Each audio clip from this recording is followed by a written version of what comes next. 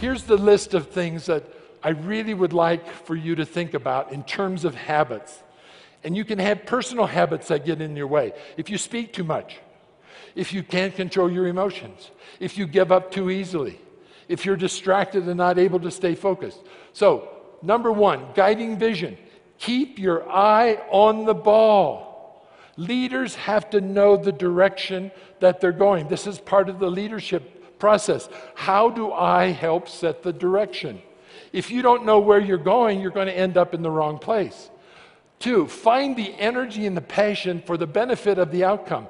If you don't feel able to identify in the state of the future what you're going to get in the future, you will not resist. That child with the marshmallow, he has to or she has to be able to think, how will I feel when I get the second marshmallow? And most people cannot do that because the impulse gets in the way of being able to hold on. Somebody who wants to be a medical doctor, and they won't go to chemistry class, they won't go to biology class. They hate it, but they have to learn to like to do what you hate. Oh my goodness. George, what did you just say? You have to learn to like what you have to do. If you start off with the mindset, I don't like dealing with conflict, I don't like my staff meetings, I don't like you're going to have a problem because you're already at resistance inside. This is why I say to you, your mindset and the state of your energy becomes the most powerful form of what you can use to influence other people. And how many of you know a very good, authentic leader who is able to convince people to do just about anything? They will follow them because they are a secure base, but it has to do with their authenticity. Focus on the positive states, individual and a team. A whole team can be in a negative state. If a team turns sour or toxic, and often one member of a team will be behaving in such a way that affects the whole team, like a virus. Who has the most power on a team? The most positive or the most negative?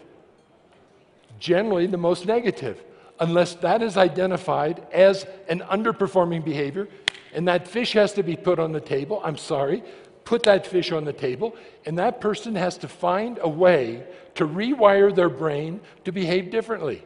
And if they're not, as those criteria I read, or if they're not learnable, if they don't want to be trainable, and as you go through all the different ways of working, training is absolutely essential. And not just training in a technical skill, but training in how to get along with people, how to listen, etc. Use imagination, the power of your mind's eye. Once you cut the defensiveness, once you're able to engage in that, then you got real power to influence. Then write on down, managing stress. I'm sorry, but for your brain, you need a personal life. There is no such thing as work-life balance, but you have to find some form of hobbies or something outside work. Resolve conflicts, clean those fish, create bonds and build relationships. Find secure bases and be a secure base to others. Never be a hostage. Never be a hostage to anyone, anything, anywhere, anytime, or even to yourself. Focus on excellence through lifelong learning. How many perfectionists are here? Whew. Some of you are not being honest. Perfectionism is basically a negative state.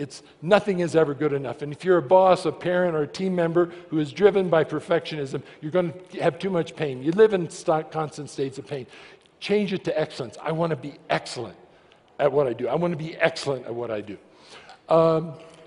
Rebound after losses, pain, and frustration, and it is about the loss that is behind motivation.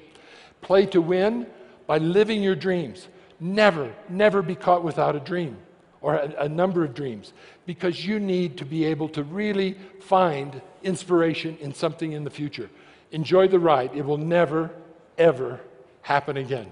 How many of you had that experience? Something is over and you say, oh, I didn't appreciate it as much as I wished I had.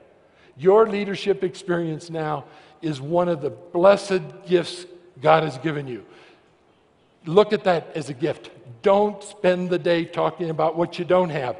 talk about also what you do have.